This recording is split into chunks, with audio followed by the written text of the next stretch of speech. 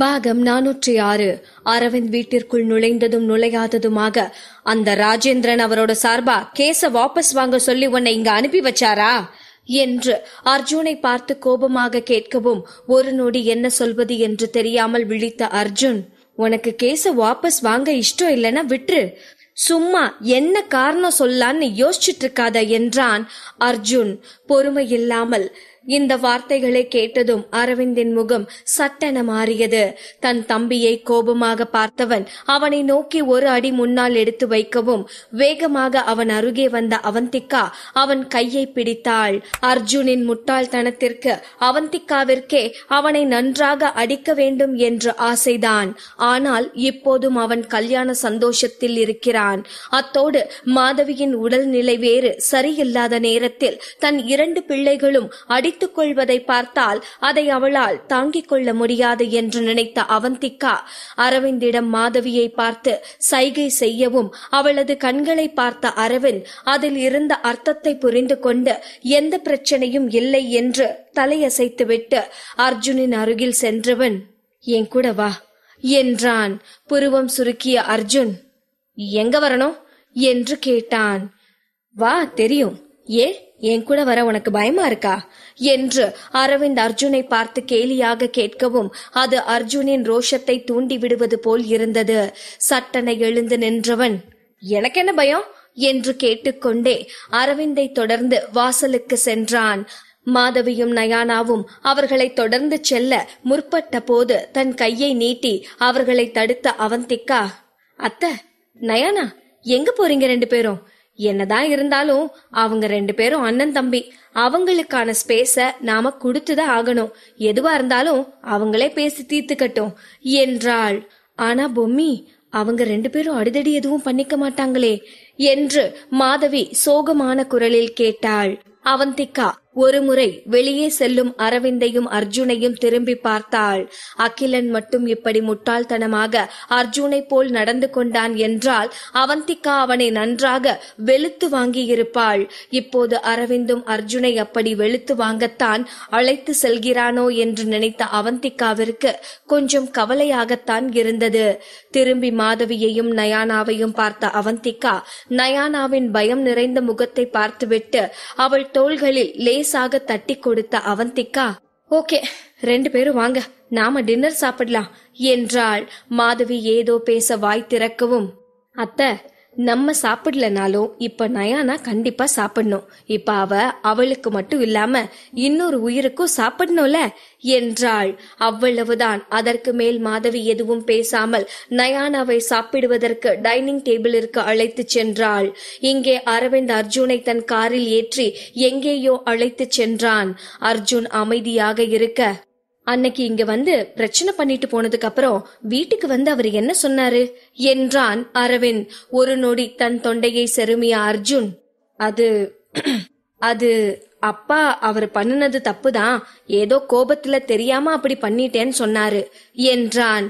என்னதான் அர்ஜுன் நடந்த உண்மையை சொல்லவில்லை என்றாலும் அரவிந்திற்கு தெளிவாகவே தெரியும் ராஜேந்திரன் என்னவெல்லாம் சொல்லி இருப்பான் என்று.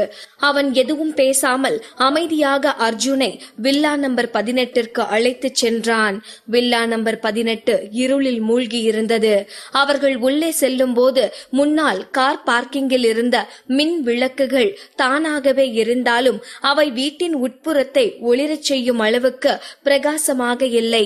குழப்பமடைந்த அர்ஜுன் புருவத்தை உயர்த்தி அரவிந்தை பார்த்தான். ஆனால் அரவிந்த் அவனிடம் ஒரு வார்த்தை கூட பேசாமல் காரை விட்டு இறங்கி உள்ளே சென்றான். அர்ஜுனால் எதுவும் கேட்க முடியவில்லை. அமைதியாக தன் அண்ணனை பின்தொடர்ந்து அவனும் உள்ளே சென்றான். உள்ளே மெயின் கேட்டின் கதவை திறப்பதற்கு முன்னால் ஒரு முறை அர்ஜுனை திரும்பி பார்த்த அரவிந்த், அன்னைக்கு அவர் இங்க வந்துட்டு போனதுக்கு அப்புறம் எல்லாம் பண்ணி முடிச்சிட்டு வீட்டுக்கு வந்ததும் நான் பெரியவங்களுக்கு மரியாதை கொடுக்க தெரியாதவன், அவரை அடிச்சு கீழே தள்ளி விட்டுட்டேன்னு திட்டி எனக்கு வகை வகையா சாபம் கொடுத்திருப்பாரு, கரெக்டா என்றான். என்னதான் இருந்தாலும் அரவிந்த் அந்த ராஜேந்திரனின் மகன்தானே, அவனுடைய தந்தையை பற்றி அவனுக்கு தெரியாதா என்ன? அரவிந்த் சொன்னதை கேட்டு முகம் சுளித்த அர்ஜுன், என்ன நடந்திருந்தாலும் சரி, நீ அப்பாவை அடிச்சிருக்க கூடாது, அது ரொம்பவே தப்பு என்றான். இப்போது அரவிந்திற்கு பயங்கரமாக கோபம் வந்தது. அந்த கோபத்தோடு அர்ஜுனை முறைத்து பார்த்தவன் அதற்கு மேல் எதுவும் பேசாமல் ஹாலில் இருந்த லைட்டுகள் அனைத்தையும் ஆன் செய்தான். சட்டென அந்த அறையில் வெளிச்சம் பரவியதும் ஒரு நொடி தன் கண்களை கசக்கிய அர்ஜுன் பின்பு நன்றாக கண்ணை திறந்து அந்த அறையை பார்த்தவன் அதிர்ந்து போனான். அந்த அறை வாழ்வதற்கான தகுதியை இழந்தது போல் அந்த அறையில் இருந்த அனைத்து பொருட்களும் உடைந்து தரையில் சிதறிவிடப்பட்டிருந்தன. காஃபி டேபிளில் பூ ஜாடிகள், தண்ணீர் கோப்பைகள் என்று அனைத்தும் உடைக்கப்பட்டிருந்தது. அர்ஜுனின் முகபாவத்தை பார்த்து கேலியாக சிரித்த அரவிந்த், நல்லா பாத்துக்கோ, அவரும் அவரோட ஆளுங்களும் சேர்ந்து இதத்தான் பண்ணுனாங்க என்று சொன்னவன் மீண்டும் சத்தமாக சிரித்து, இதெல்லாம் எதனாலன்னு நினைக்கிற? அன்னைக்கு நான் தாத்தாவை பார்க்க வந்ததாலதான்.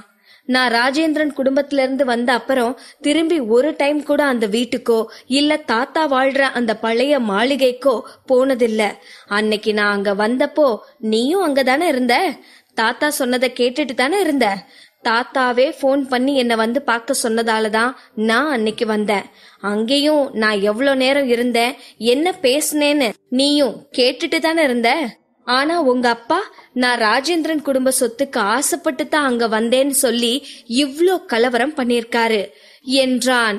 தன் அண்ணனின் நக்கலான வார்த்தைகளை கேட்ட அர்ஜுனின் முகம் சிவந்தது. அரவிந்த் சிறிது நேர மௌனத்திற்கு பின் மீண்டும் பேசத் தொடங்கினான். இப்படி வீட்ல இருக்கிற எல்லா பொருளையும் உடைச்சு போட்டதுக்கு அப்புறம் எப்படி எங்களால இந்த வீட்ல இருக்க முடியும்? உங்க வீட்ல இருக்கிற மாதிரி இங்க கை தட்டுனா வந்து கியூல நிக்கிற அளவுக்கு வேலையாளுங்க யாரும் இல்ல. அதான் அன்னைக்கு நைட்டே நாங்க இன்னொரு வீட்டுக்கு போயிட்டோம் என்று சொன்ன அரவிந்த் அர்ஜுனின் முகத்தை கூர்ந்து பார்த்துவிட்டு, அர்ஜுன், உங்க அப்பாவுக்கு சங்கட்டமா இருக்குன்னு மட்டும் யோசிக்கிறியே, அம்மாவை பத்தி ஒரு நிமிஷமாச்சு யோசிச்சு பாத்தியா? வீட்ல யாரும் இல்ல, அந்த நேரத்துல செக்யூரிட்டி கூட இல்ல. அம்மாவும் மரியா ஆண்டியும் வயசானவங்க, அகிலன் உடம்பு முடியாதவன். இவங்க 3 பேர் மட்டும் இருக்கும்போது 10 பாடி கார்ட்ஸோட வந்து எல்லாத்தையும் உடைச்சு நாசம் பண்ணிருக்காரு உங்க அப்பா. இதே அந்த இடத்துல எனக்கு பதில் நீ இருந்திருந்தா என்ன பண்ணிருப்ப என்றான். அர்ஜுன் ஒரு நொடி யோசித்து பார்த்தான். அவன் மட்டும் இப்படி ஒரு சூழ்நிலையில் இருந்திருந்தால் உடனே தன்னுடைய ஆட்களை விட்டு எதிராளியை அடித்து போட்டிருப்பான். ஆட்கள் இல்லை என்றாலும் தானே இறங்கி வந்து சண்டை போட்டிருப்பான். இந்த எண்ணம் தோன்றவும் அரவிந்த் தன் அப்பாவிடம் எவ்வளவு பெருந்தன்மையோடு நடந்திருக்கிறான் என்பது அர்ஜுனுக்கு புரிந்தது. அரவிந்த் பெரிதாக எதுவும் செய்யாமல் அவரை லேசாக கீழே மட்டும்தான் தள்ளிவிட்டிருக்கிறான். காதால் கேட்பது கண்ணால் பார்ப்பதும் எவ்வளவு வேறுபடுகிறது என்பதை அர்ஜுனால் இப்போதுதான் தெளிவாக பார்க்க முடிந்தது. இங்கு நடந்த எதையும் சொல்லாமல் தான் ஏதோ கோபத்தில் 2 கப்புகளை தூக்கி போட்டு உடைத்து விட்டதாகவும் அதற்கு அரவிந்த் கோபப்பட்டு தன்னை அடித்து கீழே தள்ளி தன் முதுகை உடைத்து விட்டதாகவும் ராஜேந்திரன் கதை சொல்லிக் கொண்டிருந்தார். அர்ஜுன் மட்டும் இதையெல்லாம் கண்ணால் பார்க்கவில்லை என்றால் இங்கு நடந்திருப்பதை அவன் கற்பனை கூட செய்து பார்த்திருக்க மாட்டான். இப்போது அர்ஜுனால் தான் முன்பு கேட்ட அந்த கோரிக்கையை கேட்க முடியவில்லை. அர்ஜுன் அந்த வீட்டை சுற்றி முற்றி பார்த்து கொண்டிருக்க அரவிந்த் எதுவும் பேசாமல் வெளியே சென்றான். அரவிந்த் சென்ற பிறகும் சிறிது நேரம் அந்த இடத்தை பார்த்து கொண்டிருந்த அர்ஜுன் வெளியே வந்தான். இருவரும் வில்லா நம்பர் 8ற்கு சென்றார்கள். அரவிந்தும் அர்ஜுனும் வீட்டிற்குள் நுழைவதை பார்த்ததும் அதுவரை கவலையோடு இருந்த 3 பெண்களுக்கும் இப்போதுதான் நிம்மதியாக இருந்தது. நல்ல வேளை 2 பேரும் சண்டை கட்டிக்கல என்று தனக்குள்ளேயே சொல்லிக் கொண்ட மாதவி ஒரு பெருமூச்சு விட்டு ஏதோ பேச ஆரம்பிக்கும் போது அவள் அருகே வந்த அரவிந்த், அம்மா உங்க முதுக காட்டுங்க என்றான். மாதவி தயக்கத்தோடு நிற்க அவள் அருகே சென்ற அரவிந்த் மாதவியின் பின்பக்க மேலாடையை லேசாக விலக்கி காட்டினான். இயல்பாகவே மாதவி நல்ல அழகுடையவள். வயதாகி தோள்களில் அங்கங்கு சுருக்கம் ஏற்பட்டிருந்தாலும் அவள் இளம் வயதில் நல்ல அழகுடையவளாக இருந்தாள் என்பதை ஒருவர் மிக எளிதாக சொல்லிவிட முடியும். இப்போது அவளது வெள்ளை நிற சருமத்தில் யாரோ சேற்றை வாரி வீசியது போல் நிறைய சிவப்பு நிற காயங்கள். காயங்கள் ஆழமானதாக இல்லை என்றாலும் அந்த காயங்கள் வலிக்காமலாயிருக்கும். இப்போது அர்ஜுனை பார்த்து நக்கலாக சிரித்த அரவிந்த், அவரோட முதுகுல காயம் ஆகிருச்சுன்னு மட்டும்தானே சொன்னாரு. அவர் அம்மாவை அடிச்சதாலதான் நான் அவரை கீழே தள்ளி விட்டேன்னு சொன்னாரா என்று கேட்டவன் அர்ஜுன் அமைதியாக இருப்பதை பார்த்து, அவரோட காயம் அம்மாவோட காயம் அளவுக்கு பெருசா இருந்துச்சா? நீ பாத்தியா? எப்பவும் நான் மரியாதை இல்லாதவன்னு அவர் திட்டிட்டு இருக்காரே, அப்படின்னா அவர் அம்மாவை அடிக்கிறத பாத்துட்டு நான் சும்மா இருக்கணும்னு சொல்ல வராரா என்றான். அரவிந்தின் இந்த சராமாரியான கேள்விகளுக்கு அர்ஜுனிடம் பதில் இல்லை. அவன் அமைதியாக தலையை தொங்க போட்டு கொண்டு நின்றான். என்னதான் சிறு வயதில் தன்னை தனியாக விட்டுவிட்டு சென்றாள் என்று மாதவி மீது அர்ஜுனிற்கு கோபம் இருந்தாலும் இத்தனை வருடங்களாக அவர்கள் எங்கிருக்கிறார்கள், எப்படி இருக்கிறார்கள் என்று அர்ஜுன் கண்காணித்துக் கொண்டுதான் இருக்கிறான். இப்போது அவர்கள் இருக்கும் இந்த நிலைக்கு வருவதற்கு எத்தனையோ துயரங்களை கடந்து வந்திருக்கிறார்கள் என்பது அவனுக்கு நன்றாகவே தெரியும். என்னதான் அவர்கள் இப்போது ஒரு பெரிய வீட்டில் வசித்து வந்தாலும் 3 அல்லது 4 பணியாளர்களை கொண்டிருந்தாலும் ராஜேந்திரன் குடும்பத்துடன் ஒப்பிடுகையில் இந்த வீடு ஒரு சிறிய மூலைக்கு சமமானது. எனவே அர்ஜுனின் பார்வையில் அம்மாவும் அரவிந்தும் ஏறக்குறைய வறுமையில்தான் வாழ்ந்து வருகிறார்கள். ஆனால் இது எல்லாம் அவர்கள் தனியாக விட்டு சென்றதற்கான தண்டனை என்று நினைத்துக் கொள்வான். ஏற்கனவே அவர்களது தவறுக்காக அவர்களுக்கு தண்டனை கிடைத்துவிட்ட போது இப்போது ராஜேந்திரன் அவர்களை தாக்குவதற்காக அடியாட்களோடு வந்தது மிகவும் தவறான செயல் என்பது அர்ஜுனிற்கு புரிந்தது. மீண்டும் ஒரு முறை மாதவியை பார்த்தவனுக்கு மாதவியின் முதுகில் இருந்த காயம்தான் நினைவில் வந்தது. இங்கு இருந்தால் தான் முழுவதுமாக தன் தாய்க்கு ஆதரவாகி தன் தந்தையை வெறுத்து விடுவோமோ என்ற எண்ணம் அவனுக்குள் தோன்றவும் நயானாவின் கையை பிடித்தவன் மேலோட்டமாக அனைவரையும் பார்த்து, எனக்கு புரியுது, நாங்க கிளம்புறோம் என்று சொல்லிவிட்டு அங்கிருந்து சென்றான். இப்போது அவன் நியாயமற்ற எந்த கோரிக்கைகளையும் முன்வைக்கவில்லை. அர்ஜுன், சாப்பிட்டு போப்பா என்று சொல்லிக்கொண்டே மாதவி அவனை தொடர்ந்து செல்ல ஒரு நொடி நின்று திரும்பி பார்த்த அர்ஜுன், இல்ல, எனக்கு டின்னர் வேணாம் என்று சொன்னவன் நயானாவோடு தன் காருக்கு சென்றான். அடுத்த 2 நொடிகளில் அவனது கார் அரவிந்தின் வீட்டை விட்டு வெளியேறியிருந்தது. ஒரு பெருமூச்சு விட்டு அரவிந்தை பார்த்த மாதவி, அரவிந்த், நம்ம ஏன் என்று ஏதோ பேச ஆரம்பிக்கும் போதே, வாய்ப்பே இல்லமா, இந்த டைம் மட்டும் நம்ம கேஸ வாபஸ் வாங்கணும்னா அந்த ஆளு அடுத்த தடவையும் இப்படியேதான் செய்வான். சோ நான் கேஸ வாபஸ் வாங்குற ஐடியாலேயே இல்ல என்றான் கோபமாக. மாதவியால் எதுவும் பேச முடியவில்லை. அவள் ஏதோ பேச வாய் திறக்கும் போது இருவரையும் மாறி மாறி பார்த்த அவந்திகா, அத்தை, அரவிந்த், 2 பேரும் வாங்க, நம்ம சாப்பிட்டு முடிச்சிட்டு அப்புறம் மத்தத பத்தி பேசுவோம் என்று அவர்களை அழைத்து சென்றாள். அனைவரும் அமைதியாக சாப்பிட்டு முடித்தனர். 2 நாட்களாக சரியாக தூங்காததால் அரவிந்தின் உடல் மொத்தமும் செயல் இழந்தது போல் அவ்வளவு சோர்வாக இருந்தது. இவ்வளவு நேரம் கூட அவனுக்குள் இருந்த மனத்தெம்புதான் அவனை இயக்கிக் கொண்டிருந்தது. இப்போது அதுவும் கொஞ்சம் கொஞ்சமாக குறைவது போல் இருந்தது. அவனது சோர்ந்து போன முகத்தை பார்த்த மாதவி, என்னாச்சு அரவிந்த், உனக்கு உடம்பு சரியில்லையா என்ன என்று கேட்கவும், இல்லம்மா, கொஞ்சம் டயர்ட், அவ்வளவுதான் என்றான் அரவிந்த். சரியாக அதே நேரம் டோர் பெல் அடிக்கும் சத்தம் கேட்டது. இந்த நேரத்துல யாரு நமக்கு பெல் அடிக்கிறாங்க என்று அனைவரும் யோசித்துக் கொண்டிருக்க வெளியே சென்று கதவை திறந்து உள்ளே வந்த மரியா, மேடம், நமக்கு ஒரு டெலிவரி வந்திருக்கு, நீங்க எதுவும் ஆர்டர் பண்ணினீங்களா என்று மாதவியை பார்த்து கேட்டாள். இல்லையே, நான் எதுவும் ஆர்டர் பண்ணல பொம்மி, நீ எதுவும் ஆர்டர் பண்ணினியா என்று மாதவி அவந்திகாவை கேட்கவும் அவந்திகாவும் இல்லை என்று தலையசைத்து, இல்ல அத்தை, நானும் எதுவும் ஆர்டர் பண்ணல என்றாள்.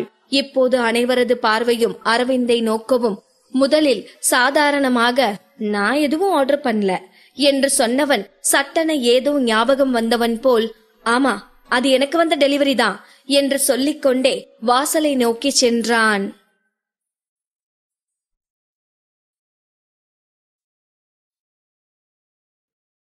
பாகம் 407. மாதவியும் அவந்திகாவும் தாங்கள் எதுவும் ஆர்டர் செய்யவில்லை என்று சொன்னதும் அதுவரை அமைதியாக சாப்பிட்டுக் கொண்டிருந்த அரவிந்திற்கு சட்டென ஏதோ ஒன்று தோன்றவும், அந்த பார்சல் எனக்கு வந்ததுதான் என்று சொன்னவன் வேகமாக வெளியே சென்றான். அரவிந்த் சார், நான் பார்சலை வாங்கிட்டு வந்துட்டேன், எங்க போறீங்க என்று மரியா கேட்கவும், அந்த டெலிவரி மேன் எங்க என்று பதறினான் அரவிந்த். ஒன்றும் புரியாமல் விழித்த மரியா, பார்சலை கொடுத்துட்டு அந்த பையன் போயிட்டான் சார் என்றாள். அதற்கு மேல் ஒரு நொடி கூட தாமதிக்காத அரவிந்த் மரியாவின் கையில் இருந்த அந்த பார்சலை வாங்கிக் கொண்டு மேலே ஸ்டடி ரூமிற்கு சென்றான். மரியா மட்டுமல்லாமல் அவந்திகாவும் மாதவியும் கூட அரவிந்த் ஏதோ விசித்திரமாக நடந்து கொள்வதாக பார்த்து கொண்டிருந்தார்கள். மேலே சென்ற அரவிந்த் அவசரமாக அந்த பார்சலை பிரித்து பார்க்க அவன் எதிர்பார்த்தது போலவே அந்த பார்சல் அவனுக்காகத்தான் வந்திருந்தது. அதில் ஒரு கார்டு மட்டும்தான் இருந்தது. அந்த கார்டில் ராஜு எப்படி இருக்க என்று எழுதப்பட்டிருந்தது. ராஜு இந்த பெயரை பார்த்ததும் அவன் நினைவில் மீண்டும் சோல் ஃபைட்டரின் முகம் தோன்றியது. அரவிந்த் தன் கண்களை இறுக மூடினான். அவன் இதயத்தில் உணர்ந்த பதட்டம் அவனை இப்போதே வெடிக்கச் செய்துவிடும் போல் இருந்தது. 3 நாட்கள் உறங்காமல் இருப்பது யாருக்கும் வேதனையாக இருக்கும். அதிலும் இப்படி ஒரு மனவேதனையோடு இருப்பது மிகப்பெரிய கொடுமையாக இருந்தது. இது யாரோ ஒருவர் செய்யும் திட்டமிட்ட சதி என்று தெரிந்தாலும் அவனுக்குள் தோன்றிய குற்ற உணர்ச்சியை அடக்க அவனுக்கு எந்த வழியும் தெரியவில்லை. அது அவரது இதயத்தில் வேரூன்றிய ஒரு விதை போல படிப்படியாக பரவியது. ஆழ்ந்து மூச்சை இழுத்து விட்டவன் தன்னை அமைதிப்படுத்த கடுமையாக முயன்றான். பின்னர் அட்டையை குப்பை தொட்டியில் கிழித்து தூக்கி வீசிவிட்டு அந்த அறையை விட்டு வெளியே செல்ல அவன் முயன்ற போது அவன் தலைக்கு மேலே அந்த அறை சுழல்வது போல் இருந்தது. எப்படியோ கஷ்டப்பட்டு அந்த அறையை விட்டு வெளியே வந்தவன் தட்டு தடுமாறி பெட்ரூமிற்கு சென்று தன் உடலில் உள்ள சக்திகள் அனைத்தும் மொத்தமாக வடிந்தவனாக மெத்தையில் சரிந்தான். மெல்ல மெல்ல அவன் கண்களை தூக்கம் தழுவியது. எப்போதும் போல் அவன் மூளை சோல் ஃபைட்டர் குறித்த நினைவுகளை அலச ஆரம்பித்தது. முதலாக அரவிந்திற்கு தியா அறிமுகமான அந்த நாள் அவன் நினைவுகளில் தோன்றியது. தியா அரவிந்திற்கு அறிமுகமாவதற்கு 2-3 மாதங்களுக்கு முன்பே அரவிந்திற்கு சோல் ஃபைட்டரை நன்றாக தெரியும். அவர்கள் இருவரும் ஒன்றாக கேம் விளையாட ஆரம்பித்திருந்தார்கள். அப்போது எதேச்சையாக ஒரு மேட்சில்தான் தியாவும் அரவிந்தும் அறிமுகமானார்கள். முதல் மேட்சில் அரவிந்த் தியா என்ற ஒரு பிளேயரை கண்டு கொள்ளவே இல்லை. ஆனால் அப்போதிருந்து தியா அரவிந்தை தொடர்ந்து வந்து தொல்லை கொடுக்க ஆரம்பித்தாள். தியா எவ்வளவு கேட்டும் அரவிந்த் அவளோடு ஒரு மேட்ச் விளையாட ஒத்துக்கொள்ளாததால், என் கூட விளையாண்டா தோத்து போயிருவோன்னு பயமா என்று அவனை வம்பு கிழுக்க ஆரம்பித்தாள். அத்தோடு நிறுத்தாமல் அரவிந்தை தன் ஃப்ரெண்ட் லிஸ்டில் சேர்த்து கொண்டவள் வீம்பிற்கென்றே அரவிந்த் இருந்த அதே கேமிங் டீமிலும் வந்து சேர்ந்தாள். ஒரு கட்டத்தில் அவளது தொல்லை பொறுக்க முடியாத அரவிந்த் அவளுக்கு நல்ல பாடமாக கற்பிக்க வேண்டும் என்று நினைத்து அவளோடு ஒரு குரூப் மேட்ச் விளையாட ஒத்துக்கொண்டான். உண்மையில் அப்போது தியாவிற்கு விளையாட்டை பற்றி ஒன்றும் தெரியாது. அவள் ஒரு கத்துக்குட்டியாகத்தான் இருந்தாள். மேட்ச் ஆரம்பித்ததிலிருந்து படுமோசமாக விளையாடி கொண்டிருந்தாள்.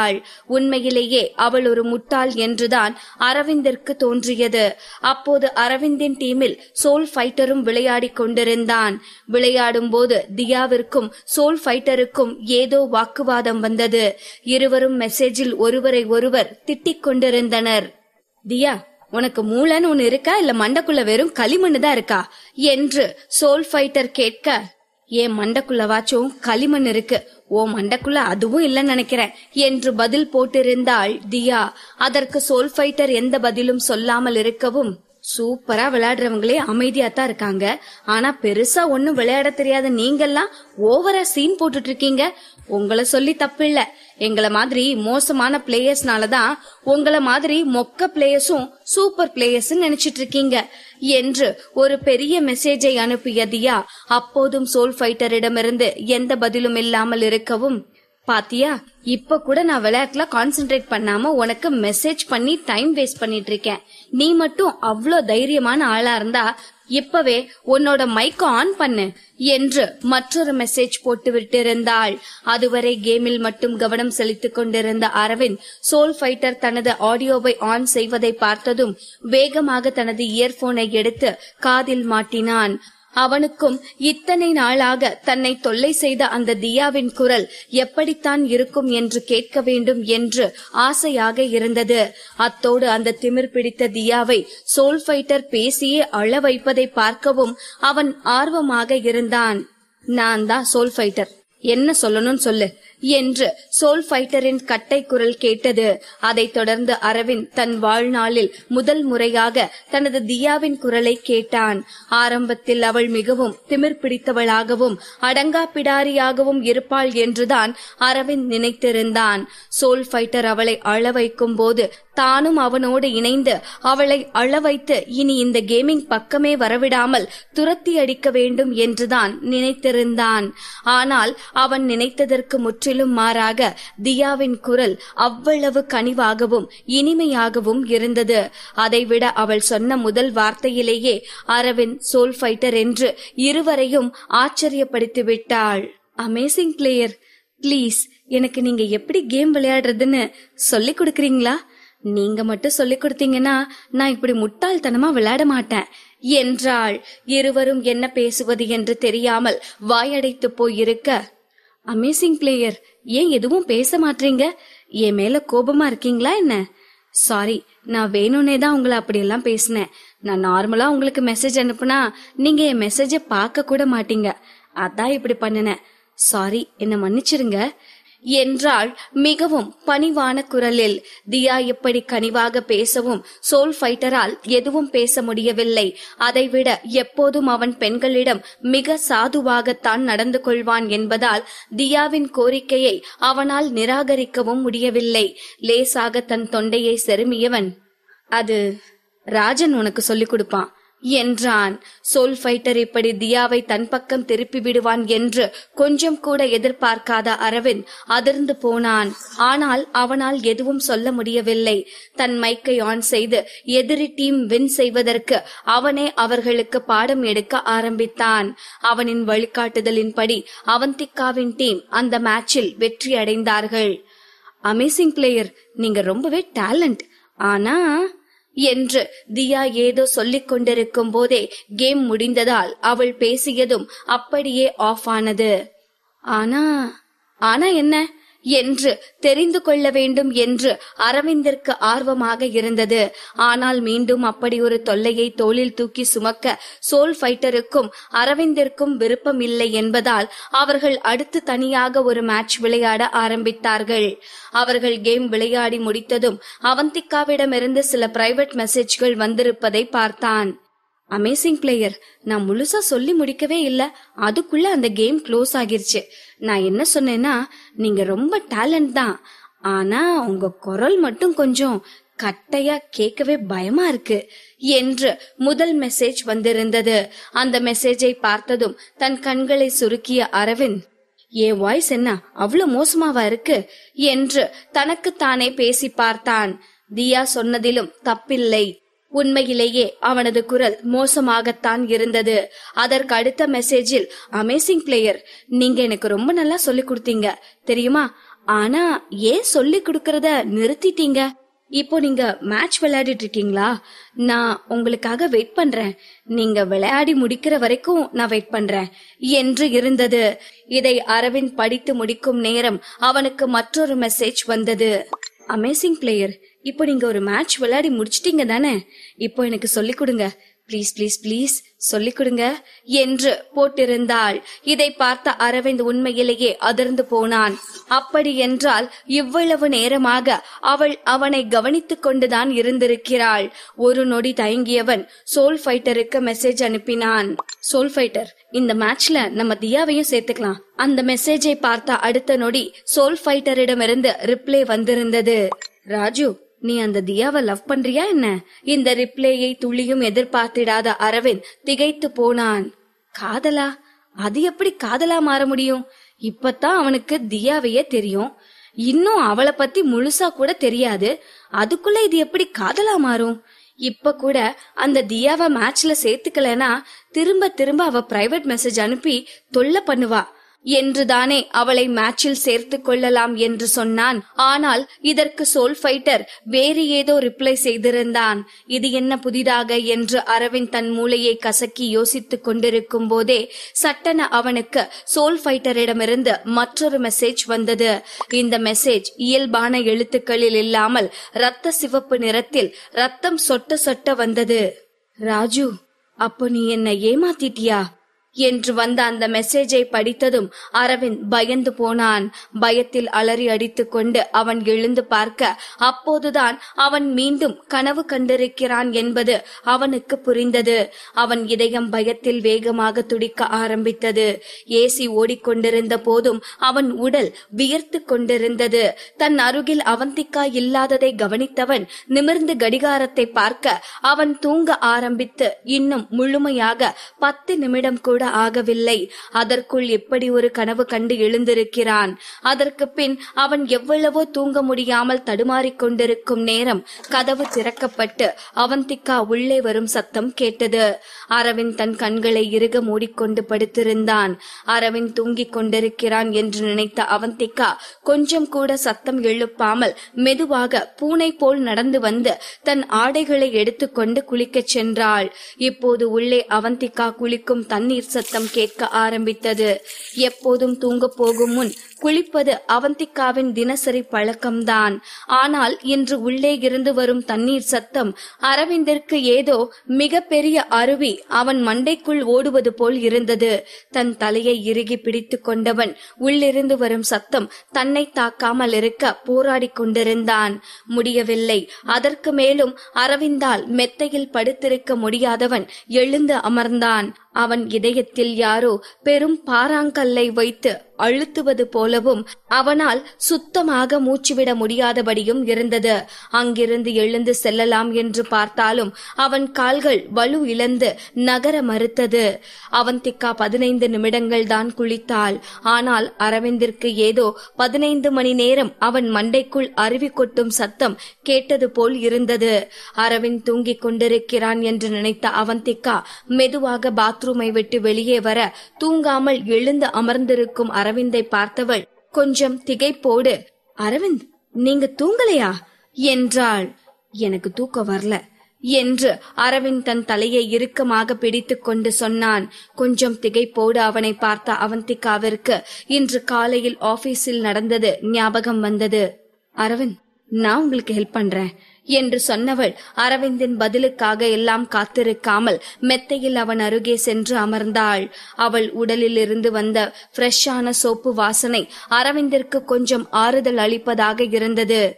அரவிந்த், வாங்க, வந்து என் மடியில படுங்க, நான் உங்களுக்கு மசாஜ் பண்ணி விடுறேன் என்று அவந்திகா சொல்லவும் ஏதோ மந்திரத்திற்கு கட்டுப்பட்டவன் போல் எந்த மறுப்பும் சொல்லாமல் அவந்திகாவின் மடியில் படுத்தான் அரவிந்த்.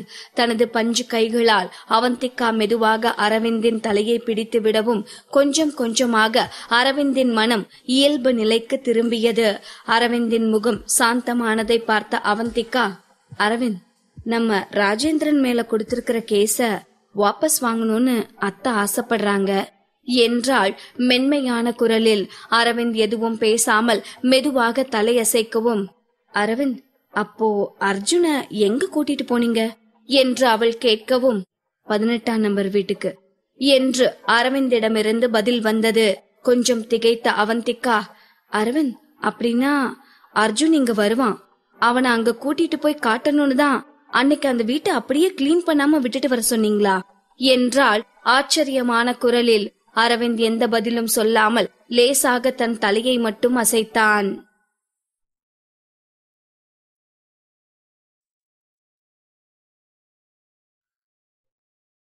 பாகம் 408.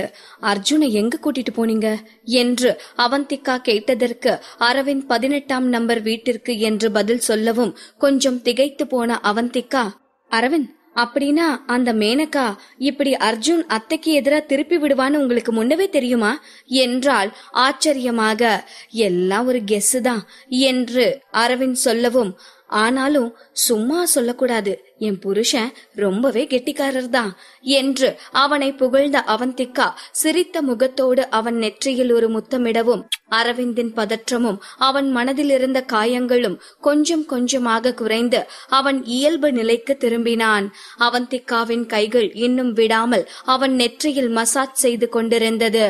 அரவிந்த், இந்த ஒரு டைம் அர்ஜுனுக்காக நம்ம ராஜேந்திரன் மேல கொடுத்திருக்கிற கேஸ வாபஸ் வாங்கிடலாம், இல்லனா அத்தையும் ரொம்ப கஷ்டப்படுவாங்க என்றாள் அவந்திகா.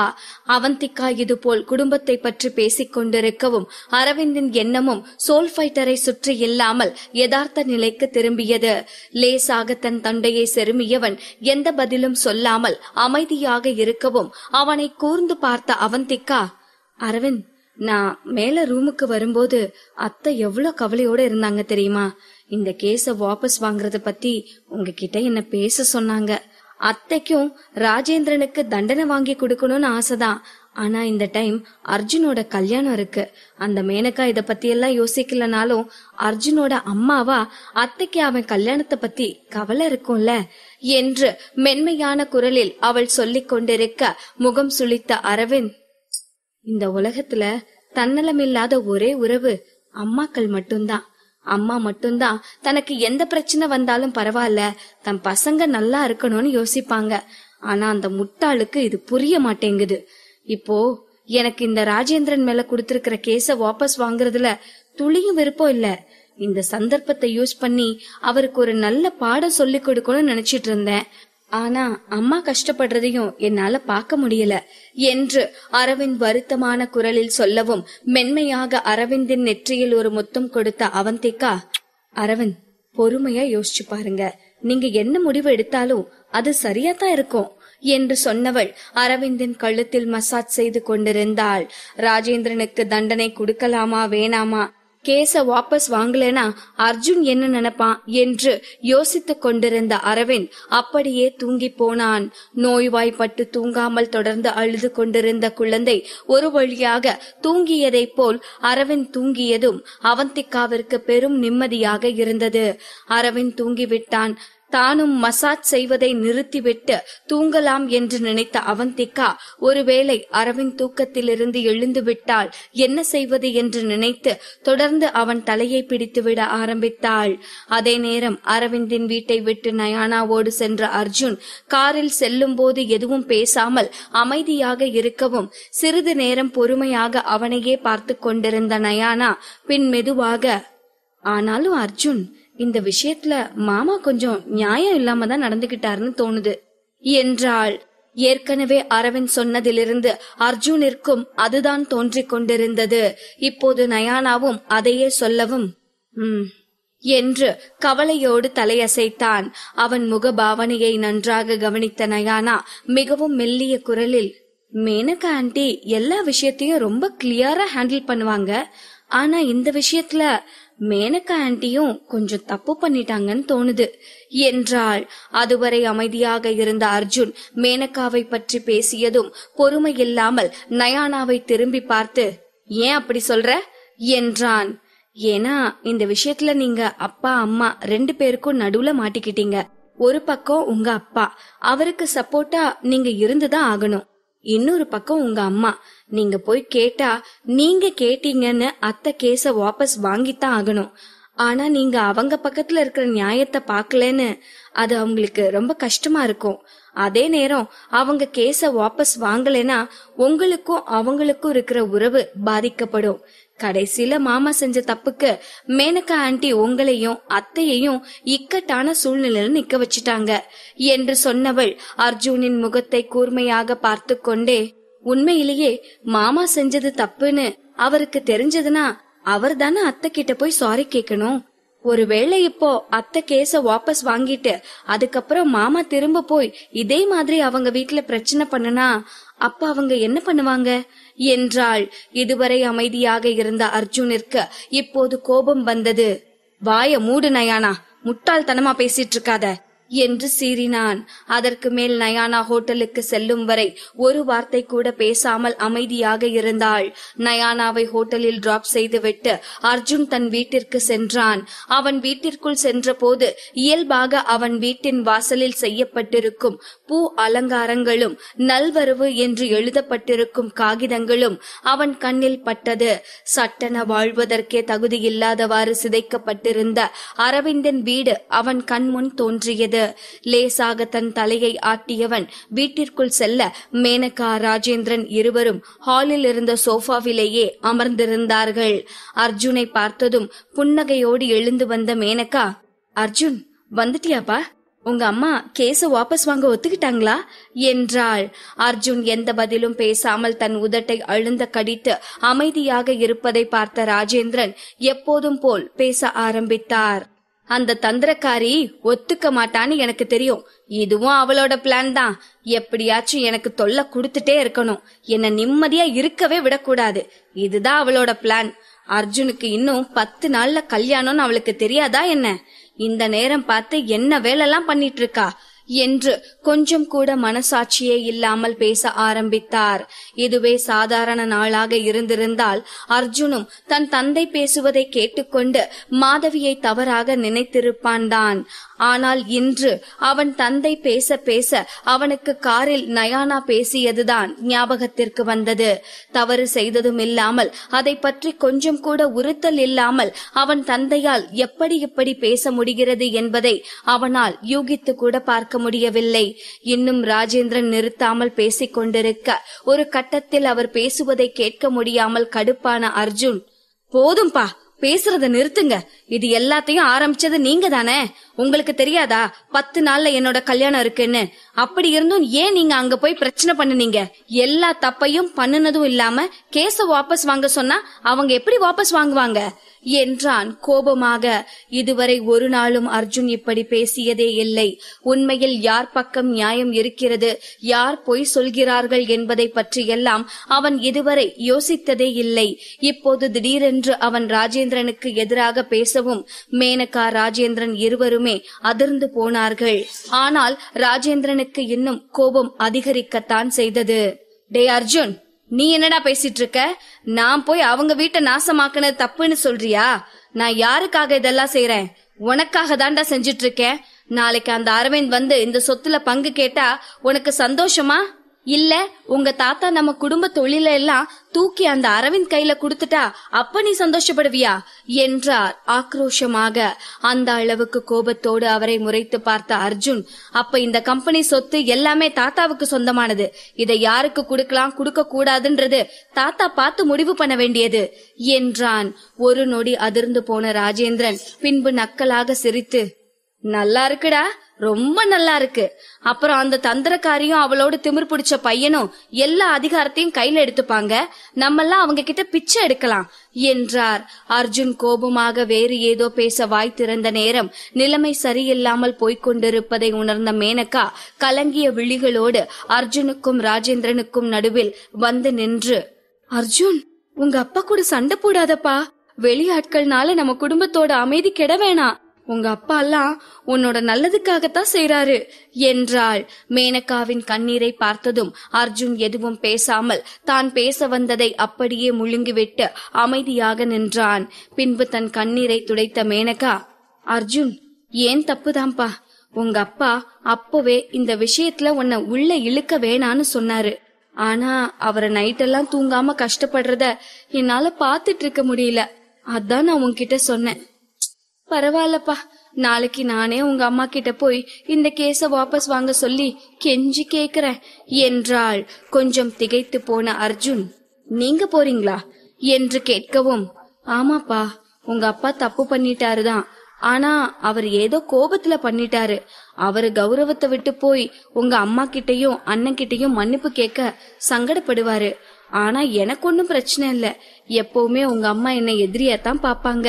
சோ நான் போய் அவங்க கால்ல விழுந்து மன்னிப்பு கேட்டா அவங்க மனசு குளிர்ந்து போகும்.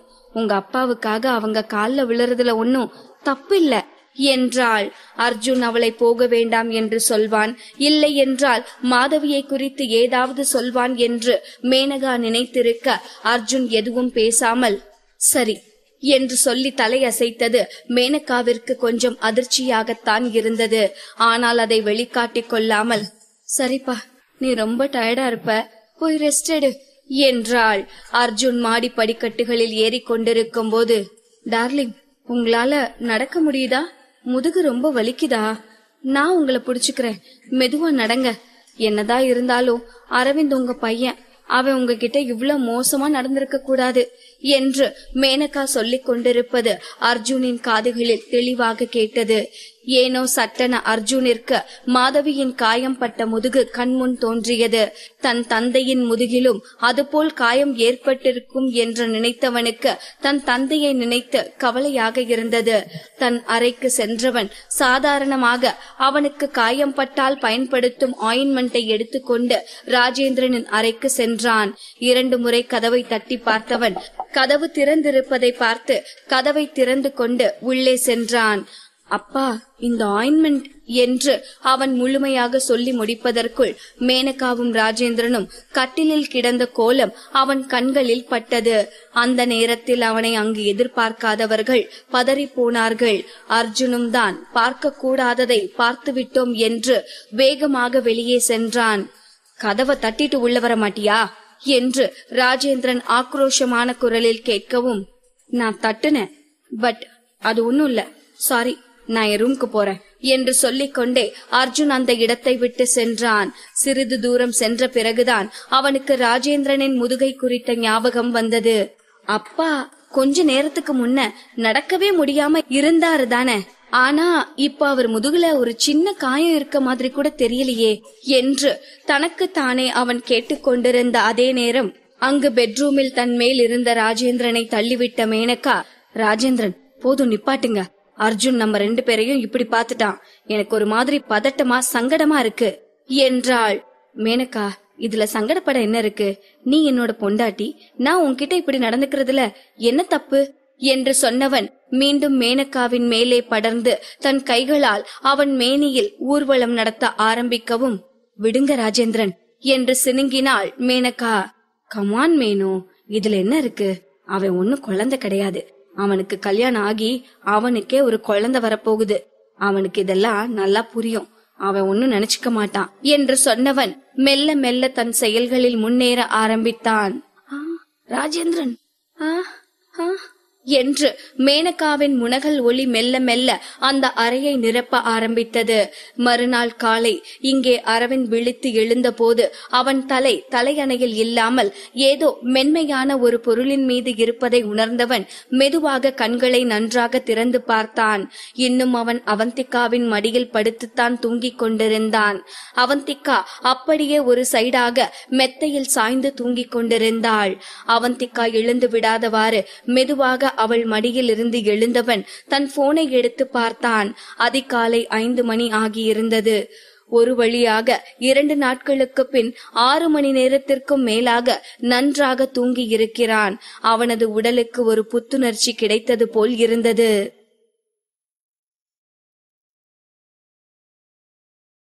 பாகம் 409. மறுநாள் காலை விழித்து எழுந்தபோது அரவிந்திற்கு ஒரு பெரும் புத்துணர்ச்சி கிடைத்தது போல் இருந்தது. அவனது தலைவலி இப்போது முற்றிலும் விட்டிருந்தது. அவந்திகாவின் தூக்கம் கலைந்து விடாதவாறு அவளது தலையை மென்மையாக கோதி விட்டவன் அந்த அறையிலிருந்து வெளியே செல்லும் நேரம், அரவிந்த், சாரி, நான் தூங்கிட்டேன், இப்போ உங்க தலைவலி சரியாகிருச்சா என்று தூக்க கலக்கத்தில் கேட்டுக்கொண்டே எழுந்து அமர்ந்தாள் அவந்திகா. அவளை திரும்பி பார்த்த அரவிந்த் அவள் அருகே சென்று அப்படியே ஒரு பூங்கொத்தை போல் அவளை தூக்கி மெத்தையில் நன்றாக படுக்க வைத்தவன், தங்கமே, நான் நல்லா தூங்குனேன், காலையில 5 மணி ஆகிருச்சு, நான் இப்போ ஜாகிங் போயிட்டு வரேன், நீ நல்லா தூங்கு என்று சொன்னவன் அவள் நெற்றியில் பாசமாக ஒரு முத்தம் கொடுத்தான். இன்னும் கொஞ்ச நேரம் கூட நீங்க தூங்குங்க அரவிந்த் என்று அவந்திகா கண்களை முழிக்க முடியாமல் உளறலாக பேசிக் கொண்டிருக்க அதிகாலையில் அந்த அறையில் படர்ந்திருந்த அந்த மெல்லிய வெளிச்சத்தில் தலைமுடி களைந்து ஆடைகள் அங்கங்கு விலகி வாயில் ஒரு பக்கமாக எச்சில் வடித்துக் கொண்டு உளறிக் கொண்டிருந்த அவந்திகா அரவிந்தின் கண்களுக்கு ஒரு தேவதையாக தெரிந்தாள். அவளது உதடுகள் இந்த நேரத்திலும் அவனுக்கு புதிதாய் மலர்ந்த ரோஜாவைத்தான் காட்சியளித்துக் கொண்டிருந்தது. மெதுவாக அரவிந்தின் இதழ்கள் அவந்திகாவின் இதழ்களை தீண்டவும், நான் இன்னும் பிரஷ் பண்ணல அரவிந்த் என்று சொன்ன அவந்திகா மெதுவாக அவனை தள்ளிவிட முயன்றாள். சோ வாட், நானும் தான் இன்னும் பிரஷ் பண்ணல, அதனால என்ன, சொல்லிக்கொண்டே அரவிந்த் இன்னும் அழுத்தமாக அவளுக்கு முத்தமிட்டான். அவந்திகாவிற்கு இருந்த டயர்டிற்கு அவள் அப்படியே சொக்கி போய் தூங்கி போனாள். அப்படியே சிறிது நேரம் அவள் உதடுகளை மென்மையாக முத்தமிட்டு முடித்த அரவிந்த் நீண்ட நேரம் அவள் அருகில் படுத்து அவள் தூங்குவதை ரசித்துக் கொண்டிருந்தவன் அவளது காதோரம் "லவ் யூ தியா" என்று சொல்லிவிட்டு எழுந்து ஜாகிங் சென்றான். காலை நேர குளிர்ந்த காற்று அவனது நுரையீரலை நிரப்பியது. அதன் தூய்மையும் குளுமையும் அரவிந்தின் மனதிற்கு இருந்த தேவையற்ற சஞ்சலங்களை எல்லாம் தூர தூக்கி போட்டு அவன் மனதை தெளிவுபடுத்தியது. உண்மைதான், அவன் இப்போது செய்து கொண்டிருப்பது அவன் சோல் ஃபைட்டருக்கு செய்யும் துரோகம்தான்.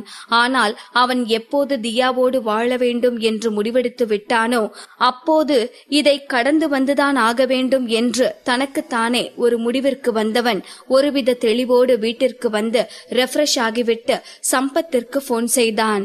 "சம்பத், என்னோட ஃபேமிலி டாக்டருக்கு போன் பண்ணி வர சொல்லு" என்று அரவிந்த் சொல்லவும் கொஞ்சம் குழம்பி போனான் சம்பத். "என்னாச்சு சார், உங்களுக்கு எதுவும் உடம்பு சரியில்லையா?" என்றான். ஆமா" என்று மட்டும் அரவிந்திடமிருந்து பதில் வந்தது. "சார், அப்போ நான் இப்பவே போன் பண்ணி வர சொல்றேன். ஆனா எங்க வர சொல்றது சார்? வீட்டுக்கா இல்ல ஆபீஸ்கா?" என்று கேட்கவும், "வீட்டுக்கு தான், ஆனா உன் வீட்டுக்கு. நான் அங்க வரேன்" என்று சொன்ன அரவிந்த் அதற்கு மேல் எதுவும் பேசாமல் போனை கட் செய்தான். அதன் பிறகு மாதவியிடம் தனக்கு வேலை இருப்பதாய் சொல்லிவிட்டு சம்பத்தின் அபார்ட்மெண்டிற்கு கிளம்பி சென்றான். கவலையோடு அவனை வரவேற்ற சம்பத், "சார், இத நம்ம அவந்திகா மேடம் கிட்ட இருந்தும் மாதவி மேடம் கிட்ட இருந்தும் மறைக்கிறோமா?" என்றான். அரவிந்த் தலையசைக்கவும், "ஆனா சார், இது ரொம்பவே தப்பு. மாதவி மேடமும் அவந்திகா மேடமும் தானே உங்க கூட இருக்காங்க. சோ உங்களுக்கு என்ன பிரச்சனைனாலும் நீங்க அவங்க கிட்ட சொல்லணும். அப்பத்தான் அவங்களும் அதுக்கு தகுந்த மாதிரி உங்களை பாத்துப்பாங்க. இல்லனா உங்களுக்கு இப்படி ஒரு பிரச்சனை இருக்குன்னு அவங்களுக்கு எப்படி தெரியும்?" என்று சம்பத் லென்த்தியாக அட்வைஸ் செய்து கொண்டிருக்க, "போதும் போதும், இப்ப எனக்கு கேன்சர் வந்து நான் என்ன 4 மாசத்துல செத்து போகவா போறேன்? இப்போ எதுக்கு இவ்ளோ பெரிய டயலாக் சொல்லிட்டு இருக்க?" என்றான் அரவிந்த். "ச்சே அரவிந்த் சார், காலங்காத்தால என்ன வார்த்தை பேசுறீங்க?" என்று பதறினான் சம்பத். லேசாக அவன் தலையில் தட்டிய அரவிந்த், "எனக்கு ஒன்னும் இல்ல, சும்மா நார்மலா தூக்க மாத்திரை வாங்குறதுக்காகத்தான் நான் டாக்டரை வர சொன்னேன்" என்று சொன்னதும் தான் சம்பத்திற்கு நிம்மதியாக இருந்தது. ஆனாலும் தூக்க மாத்திரை வாங்குவது ஒன்றும் நார்மல் இல்லையே, அதுவும் ஒரு பிரச்சனை தானே என்று யோசித்த சம்பத் அடுத்த கேள்வியை கேட்க ஆரம்பிக்கும் முன் அரவிந்தின் டாக்டர் வந்தார். அதே நேரம் இங்கு காலையில் அவந்திகா கண் விழித்து எழுந்த போது அவள் அருகே அரவிந்த் இல்லை. அன்று அதிகாலையில் நடந்தது அவந்திகாவிற்கு கொஞ்சம் நினைவிருந்ததால், "எப்படியோ அரவிந்த் நல்லா தூங்கினாரு, அதுவே போதும்" என்று தனக்குத்தானே சொல்லிக் கொண்டவள் ரெஃப்ரெஷ் ஆகி கீழே ஹாலுக்கு வந்தாள். அங்கு மாதவி நியூஸ் பேப்பர் படித்துக் கொண்டிருக்க, அகிலன் ஏதோ பெரிய புத்தகம் ஒன்றை வைத்து படித்துக் கொண்டிருந்தான். அவந்திகாவை பார்த்ததும் முகமெல்லாம் புன்னகையாக குட் மார்னிங் சொன்ன மாதவி, "பொம்மி, எழுந்துட்டியா? நீ நைட் எல்லாம் சரியா தூங்கலன்னு அரவிந்த் சொல்லிட்டு போனா. அதான் நாங்க யாரும் உன்னை டிஸ்டர்ப் பண்ணல" என்றாள். அவந்திகாவும் புன்னகையோடு உணவு உட்கொள்ள ஆரம்பித்தாள். அவள் சாப்பிட்டு முடிப்பதற்கு 11 மணி ஆகி இருந்தது. அதற்கு மேல் பொறுமையாக மாதவியோடும் அகிலனோடும் பேசிக் கொண்டிருந்தார். சிறிது நேரத்திலேயே அரவிந்தும் வீட்டிற்கு வந்தான். அவனை மூவரும் திகைப்போடு பார்த்தது மட்டுமல்லாமல் ஒரே நேரத்தில், "என்னப்பா இந்நேரத்துல வீட்டுக்கு வந்திருக்க? என்னாச்சு அரவிந்த்? வாட் அ சர்ப்ரைஸ் மாமா, பிஸி ஒர்க்னு சொல்லிட்டு இவ்ளோ சீக்கிரம் வீட்டுக்கு வந்துட்டீங்க?" கேள்வி கணைகளை தொடுத்தனர். மூவரையும் பேந்த பார்த்த அரவிந்த், "ஏன் 3 பேரும் இவ்ளோ ஷாக் ஆகுறீங்க? ஒர்க் முடிஞ்சிருச்சு, வீட்டுக்கு வந்துட்டேன். நீங்க கேக்குறத பார்த்தா நான் தப்பான நேரத்துல வீட்டுக்கு வந்த மாதிரி தெரியுதே. உண்மையை சொல்லுங்க, எல்லாரும் சேர்ந்து என்ன பிளான் போட்டுட்டு இருந்தீங்க?"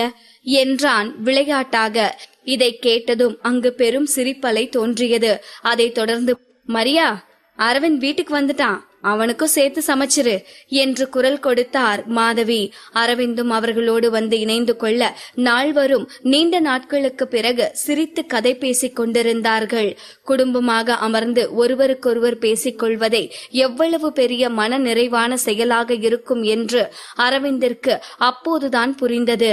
ஆனால் அவர்கள் சந்தோஷமாக இருப்பது பொறுக்காமல் வீட்டின் காலிங் பெல் சத்தம் கேட்டது. சென்று கதவை திறந்த மரியா கொஞ்சம் அதிர்ச்சியான குரலில், "நீ இங்க எதுக்கு வந்த?" என்றாள்.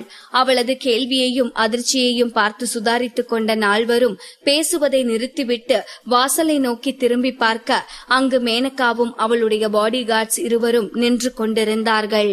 அந்த பாடி கார்ட்ஸின் கையில் பழங்கள், ஸ்வீட்ஸ் என்று விருந்தினரை பார்க்க போகும்போது வாங்கிச் செல்லும் பொருட்கள் இருந்தன. மாதவியை நேராக பார்த்த மேனகா, அர்ஜுன் அம்மா, நான் உங்ககிட்ட மன்னிப்பு கேட்டு உங்களை சமாதானப்படுத்த வந்திருக்கேன் என்றார்.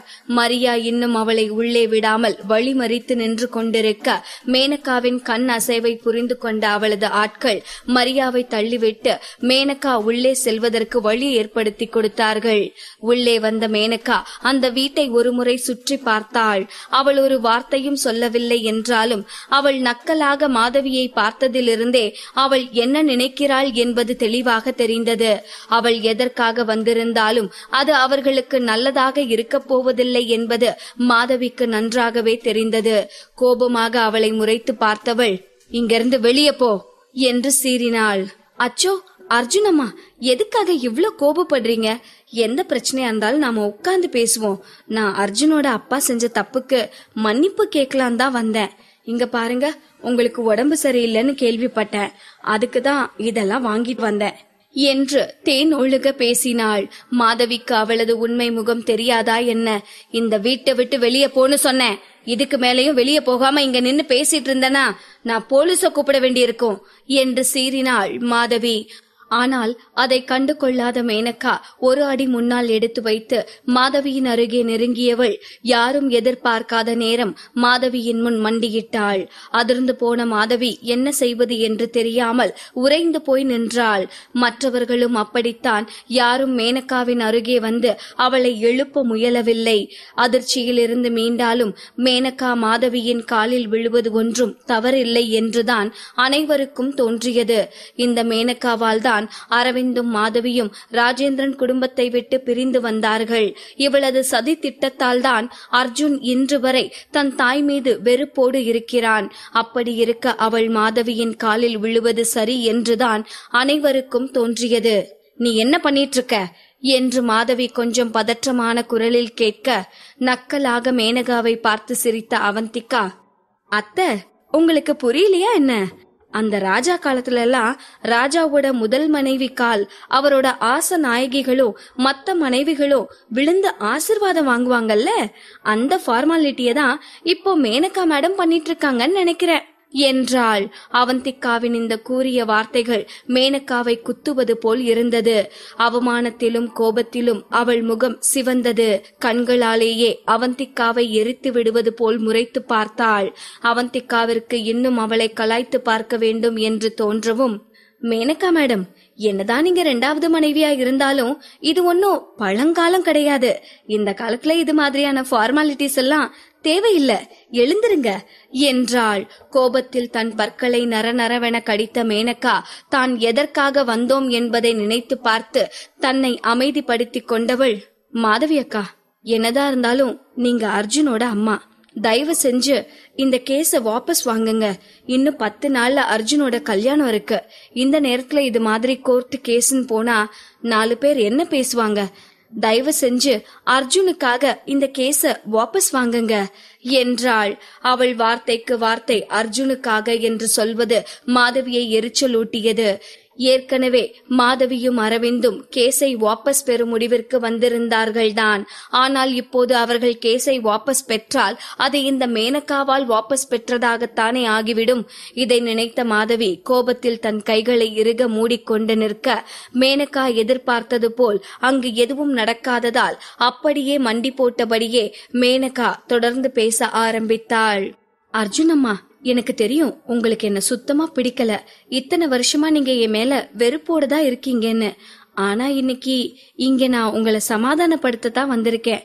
பிளீஸ் அர்ஜுனுக்கு சிரமத்தை கொடுக்காதீங்க. அவன் மனசுல இப்ப வரைக்கும் உங்களைத்தான் அம்மாவா நினைச்சிருக்கான் என்று மிகவும் உருக்கமான குரலில் சொன்னாள். மாதவி அப்படியே பேச்சற்று உறைந்து போனாள்.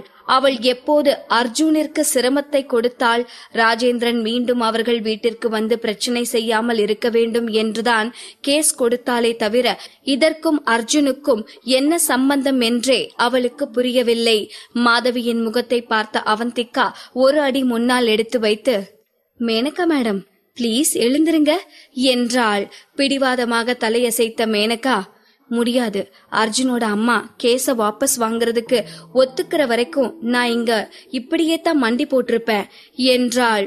ஒரு முறை அரவிந்தை பார்த்த அவந்திகா மீண்டும் மேனகாவை பார்த்து, நீங்க இப்படி மண்டி போட்டிருக்கிறதுல எங்களுக்கு எந்த பிரச்சனையும் இல்ல. பட் எது செய்யறதா இருந்தாலும் வீட்டுக்கு வெளியே போய் செய்யுங்க. வீட்டுக்குள்ள நீங்க ஏதாவது பிரச்சனை பண்ணிட்டு இருந்தீங்கன்னா நான் இப்பவே போலீஸ கூப்பிட்டுருவேன் என்றாள். அவந்திகா உண்மையிலேயே போனை எடுப்பதை பார்த்து திகைத்து போன மேனகா எழுந்து வீட்டை விட்டு வெளியே சென்றாள். அவள் வீட்டை விட்டு வெளியே சென்ற அடுத்த நொடி முன் கதவு சாத்தப்பட்டது. கோபமாக சாத்தப்பட்ட கதவை முறைத்து பார்த்த மேனகா தன் பாடி கார்டுக்கு லேசாக கண்களால் சிக்னல் காட்டிவிட்டு வாசலிலேயே மண்டியிட்டு பேச ஆரம்பித்தாள். இப்போது அவள் செய்யும் அனைத்தும் ரெக்கார்ட் செய்யப்பட்டு சுட சுட இன்டர்நெட்டில் அப்லோட் செய்யப்பட்டது.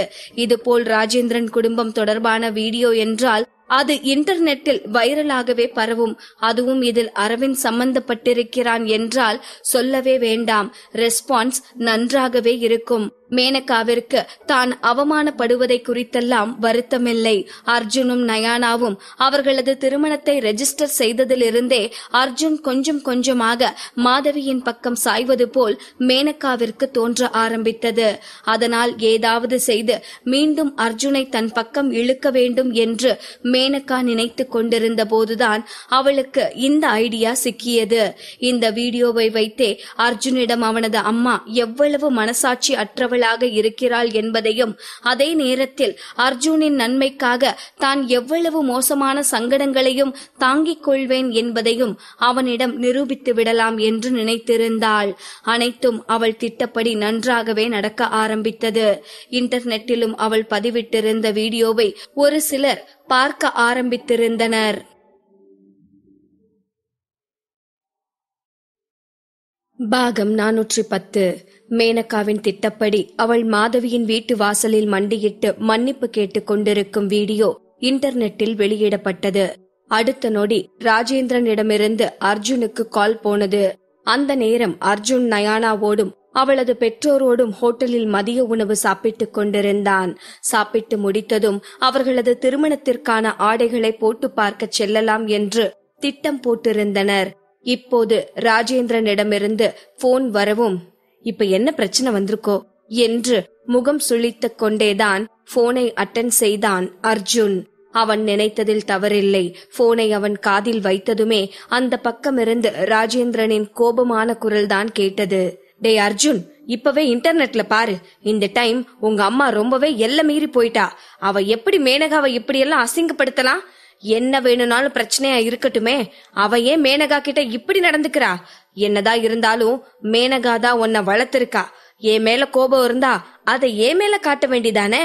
இப்படி மேனகாவை அசிங்கப்படுத்துறதால அவ என்ன ஜெயிச்சுட்டதா நினைச்சிட்டு இருக்கலாம் என்று ராஜேந்திரன் மூச்சு விடாமல் பேசிக்கொண்டே போகவும் அர்ஜுனிற்கு கடுப்பானது. சில நாட்களாகவே வீட்டில் தொடர்ந்து பிரச்சனை மேல் பிரச்சனையாக இருந்து கொண்டிருக்கிறது. அர்ஜுன் அனைத்தையும் பார்த்து பார்த்து சலித்து விட்டான். இப்போது சலிப்பான குரலில், இப்ப என்னதான்ப்பா ஆச்சு, என்ன பிரச்சனை என்றான். என்ன ஆகணும்? உடனே இன்டர்நெட் ஓபன் பண்ணி பாரு. உன்னோட மேனகா ஆண்டி அசிங்கப்படுறத இந்த உலகமே பார்த்து சிரிச்சிட்டு இருக்கு என்று சொன்னவர் அதற்கு மேல் எதுவும் பேசாமல் போனை கட் செய்தார். அப்படி என்ன வீடியோ என்னன்னு சொன்னா இவர் என்ன குறைஞ்சா போயிருவாரு என்று சலிப்போடு தன் தந்தையை திட்டிக் கொண்டே அர்ஜுன் நெட்டை ஆன் செய்து பார்த்தான். அந்த வீடியோவில் ஒரு பெண் வீட்டு வாசலில் மண்டியிட்டு அமர்ந்து, அர்ஜுனம்மா கொஞ்சமாச்சும் கருணையோடு நடந்துக்கோங்க. என்னதான் நான் அர்ஜுனை வளர்த்திருந்தாலும் அர்ஜுனை பெத்தது நீங்க தானே. உங்களுக்கு கொஞ்சம் கூட அவ மேல பாசமே இல்லையா? அர்ஜுனுக்காக இந்த கேஸ நீங்க வாபஸ் வாங்க கூடாதா? அதுக்கு பதிலா நீங்க என்ன சொன்னாலும் நான் செய்றேன் என்று கெஞ்சிக் கொண்டிருந்தாள். வீடியோ சைடில் இருந்து எடுக்கப்பட்டிருந்ததால் அந்த பெண் யார் என்று புதியவர்களால் சரியாக பார்க்க முடியாது. ஆனால் மேனகாவை தெரிந்தவர்களுக்கு அவளை கண்டுபிடிப்பதில் எந்த சிரமமும் இருக்காது. இதை பார்த்ததும் அர்ஜுனின் ரத்தம் கொதிக்க ஆரம்பித்தது. ஏதோ அவனை யாரோ அவமானப்படுத்துவது போன்றதொரு உணர்வு அவனை குத்தி கிழித்தது. அடுத்த நொடி தான் அமர்ந்திருந்த சேரில் இருந்து எழுந்து நின்றவன் நயானாவின் அப்பா அம்மாவை பார்த்து, சாரி அத்தை, சாரி மாமா, நான் உடனே கிளம்பி ஆகணும், வீட்ல ஒரு சின்ன பிரச்சனை என்றான்.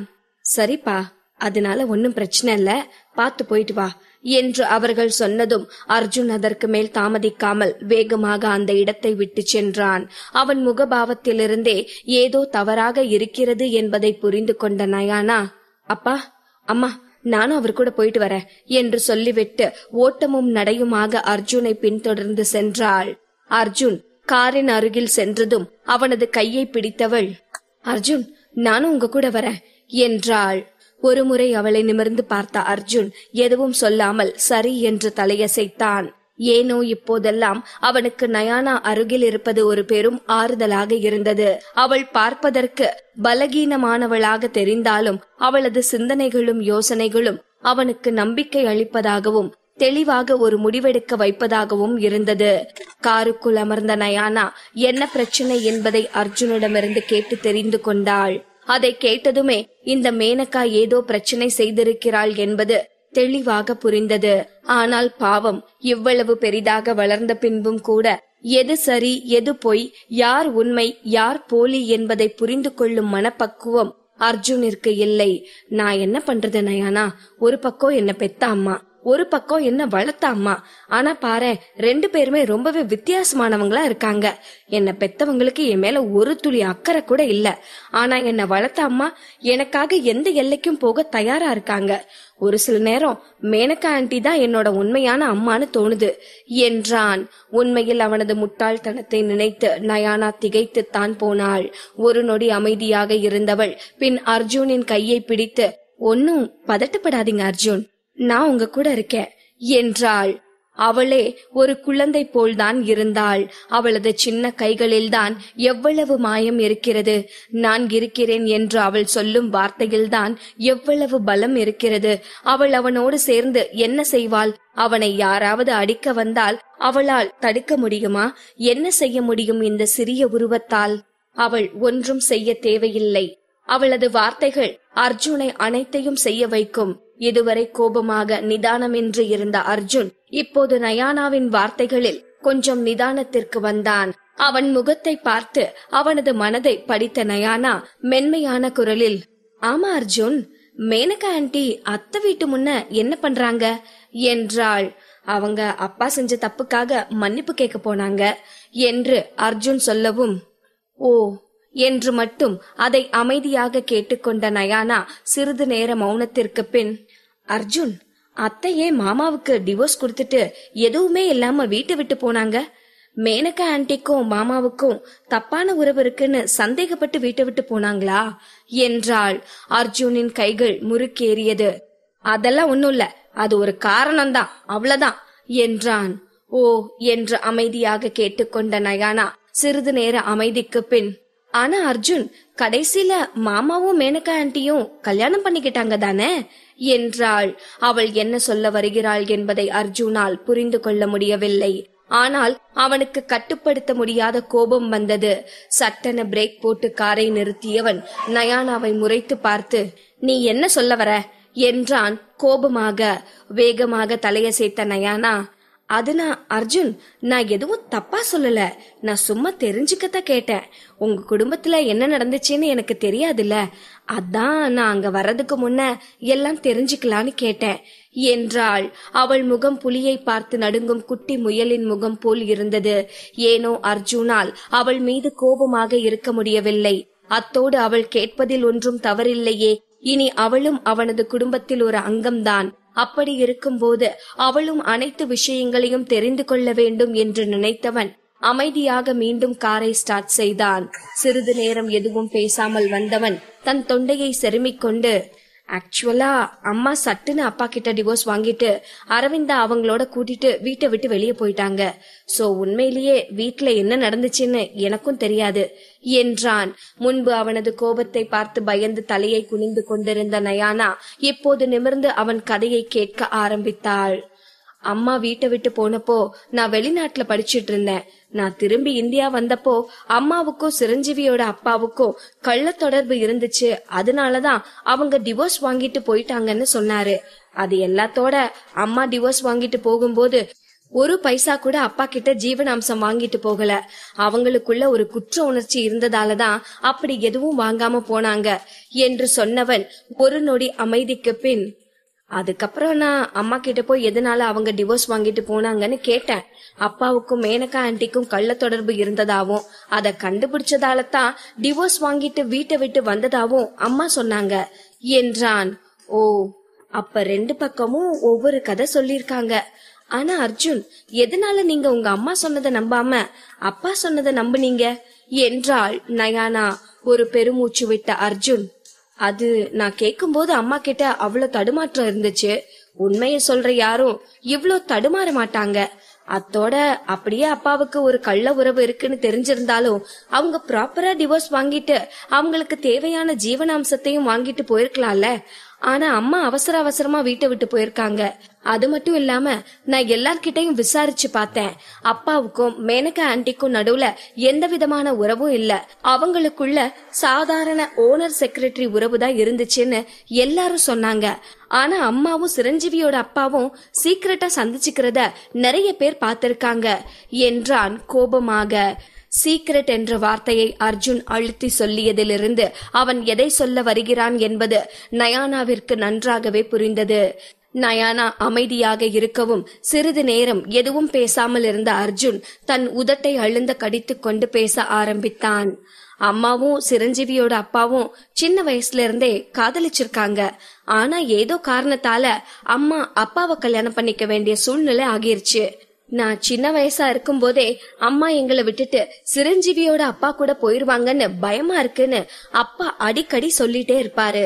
தன்னோட புருஷனுக்கு இப்படி ஒரு கள்ள தொடர்பு இருக்குன்னு தெரிஞ்சதால அந்த டிப்ரெஷன்லயே சிரஞ்சீவியோட அம்மா அவன் சின்ன வயசா இருக்கும் போதே இறந்துட்டாங்க. சோ இவங்க ரெண்டு பேருக்கும் எந்த சிக்கலும் இல்லாம போயிருச்சு. எங்க அப்பா சிக்கலா இருப்பார்னு நினைச்சுதான் அவங்க அவரை டிவோர்ஸ் பண்ணிட்டு போயிருக்காங்க என்று சொன்னவனின் உதட்டோரம் ஒரு கசப்பான புன்னகை தோன்றியது. இப்போது ஏன் அர்ஜுன் மாதவியை தவறாக நினைத்துக் கொண்டிருக்கிறான் என்பதை நயானாவால் ஓரளவிற்கு புரிந்து கொள்ள முடிந்தது. இது முழுக்க முழுக்க ராஜேந்திரனின் சதி செயல். பொய்யை 10 முறை சொன்னால் அது உண்மையாகிவிடும் என்பது போல் ராஜேந்திரன் மீண்டும் மீண்டும் மாதவிக்கும் சிரஞ்சீவியின் அப்பாவிற்கும் கள்ள தொடர்பு இருக்கிறது என்று சொல்லிக் கொண்டே இருக்கவும் அர்ஜுனும் அதுதான் உண்மை என்று நம்பியிருக்கிறான். இதை புரிந்து கொண்ட நயானா மென்மையான குரலில், ஆனா அர்ஜுன், கடைசியில மாமாவும் மேனகா ஆண்டியும் தானே கல்யாணம் பண்ணிக்கிட்டாங்க. அத்தையும் சிரஞ்சீவியோட அப்பாவும் எப்பவும் ஒன்னா இல்லையே. நான் கிட்டத்தட்ட 1 மாசத்துக்கு மேல அத்தை கூடவே இருந்து அவங்கள கவனிச்சிட்டு இருந்திருக்கேன். ஒரு நாள் கூட நீங்க சொல்ற அந்த சிரஞ்சீவியோட அப்பா அத்தைய பார்க்க வந்ததா நான் பார்த்ததே இல்ல. ஆஃப்டர் ஆல் அவர்கிட்ட இருந்து ஒரு போன் கால் கூட வந்தது கிடையாது. இதுல இருந்தே தெரியலையா அத்தைக்கும் அவருக்கும் நடுவுல எதுவும் இல்லைன்னு என்றாள் தீர்க்கமான குரலில். நயானா தன் தாய்க்கு ஆதரவாக பேசுவது அர்ஜுனுக்கு சுத்தமாக பிடிக்கவில்லைதான். ஆனாலும் அவள் சொல்வதிலும் ஒரு நியாயம் இருக்கத்தானே செய்கிறது. ராஜேந்திரனும் மேனகாவும் இப்போது ஒன்றாக இருக்கிறார்கள் என்பதை விட மாதவியும் சிரஞ்சீவியின் அப்பாவும் எப்போதும் ஒன்றாக இருந்தது இல்லை என்பது அவன் மனதில் அழுத்தமாக பதிந்தது. அர்ஜுனின் முகத்தை கூர்ந்து பார்த்த நயானாவும் அவனே அனைத்தையும் யோசித்து தெரிந்து கொள்ளட்டும் என்று அதற்கு மேல் எதுவும் பேசாமல் அமைதியாக இருந்தாள். ஹோட்டலில் இருந்து கிளம்பும் போது அர்ஜுனிற்கு மாதவி மீது ஏற்பட்ட வெறுப்பும் கோபமும் இப்போது இல்லை. இயல்பான மனநிலையில் அர்ஜுன் அரவிந்தின் வீட்டை அடைந்தான். வீட்டு வாசலில் மேனகா இன்னும் மண்டியிட்டு அமர்ந்திருந்தாள். அவளை பார்த்ததும் அர்ஜுன் பதறி அடித்துக்கொண்டு அவள் அருகே ஓடினான். நீண்ட நேரம் மண்டியிட்டு இருந்ததால் அவள் கால்கள் வலு இழந்து இப்போது நடுங்க தொடங்கி இருந்தது. ஆனாலும் அவள் கொஞ்சமும் தளராமல் மண்டியிட்டிருந்தாள். காரில் வரும்போது நயானா சொன்னதையெல்லாம் வைத்து அர்ஜுனிற்கு மேனகாவின் மீது கொஞ்சம் சந்தேகம் தோன்றியிருந்தது. ஆனால் இப்போது அவள் இருக்கும் நிலையை பார்த்ததும் அனைத்தும் காணாமல் போனது. இருக்கட்டுமே, அவன் அம்மா சொல்வது போல் அவனது அப்பாவிற்கும் மேனகாவிற்கும் கள்ள தொடர்பு இருந்திருந்தால்தான் என்ன? இப்போதே அவள் அவனுக்காகத்தானே தன் உடலை வருத்தி தன் தன்மானத்தை விடுத்து இங்கே வந்து மண்டியிட்டிருக்கிறாள். அப்படி இருக்க மேனகாவையும் மாதவியும் ஒப்பிடும்போது அர்ஜுனின் மனதில் மேனகா தான் உயர்ந்த இடத்தில் இருந்தாள். வேகமாக ஓடிச் சென்று அவளை கைத்தாங்கலாக பிடித்த அர்ஜுன், மேனகா ஆண்டி, என்ன பண்ணிட்டு இருக்கீங்க என்றான் பதற்றமாக. எப்படியும் அர்ஜுன் இங்கு வருவான் என்பது மேனகாவிற்கு நன்றாகவே தெரியும். வெளியே அவனது கார் சத்தம் கேட்கும் போதே இங்கு அவள் ஓவர் பெர்ஃபார்மன்ஸ் காட்ட ஆரம்பித்திருந்தாள். ஆனால் இப்போது அர்ஜுனின் குரலை கேட்டதும் ஏதோ இப்போதுதான் அவனை பார்ப்பது போல் அதிர்ச்சியோடு பார்த்தவள், அர்ஜுன், எங்க எதுக்குப்பா வந்த என்றாள். ஃபர்ஸ்ட் எழுந்திருங்க மேனகா ஆண்டி என்று அவளை தூக்கிவிட்டவன் கொஞ்சம் கூட இரக்கமின்றி மூடப்பட்டிருந்த மரக்கதவை வெறித்து பார்த்தான். 9 வருடங்களுக்கு முன்பு தன் தாய் தன்னை அனாதையாக விட்டுவிட்டு தன் அண்ணனை மட்டும் அழைத்து கொண்டு வீட்டை விட்டு சென்றது அவன் மனக்கண் முன் தோன்றியது. கோபமாக அந்த கதவின் அருகே சென்றவன் பொறுமையின்றி கோபமாக டோர் பெல்லை அடிக்க ஆரம்பித்தான்.